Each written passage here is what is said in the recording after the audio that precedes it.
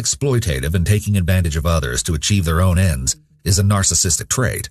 Josh seems to focus much of his apology not on the victim, but instead on himself and his own suffering, which could be the result of other narcissistic traits such as grandiosity and entitlement.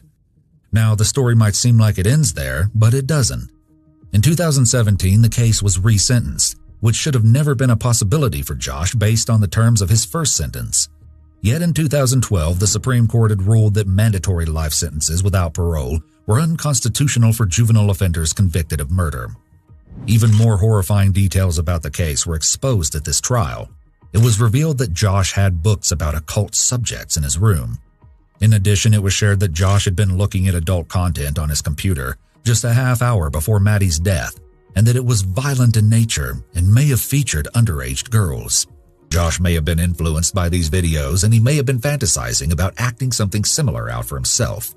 This could indicate that the crime was more premeditated rather than something that happened in the heat of the moment, as Josh originally claimed. If this is true, he may not have chosen Maddie specifically, but instead he took the opportunity when he found himself alone and unsupervised with her.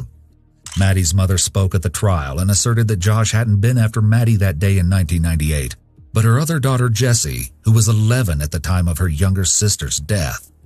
You see, a photo of Jessie had been found in Josh's room, one that Josh must have stolen from the Clifton house at some point before Maddie's death, which furthered the idea that he'd been obsessed with the Cliftons' other daughter all along. Josh's sentence was upheld after the 4-day trial, and he remains in prison. Still, this saga of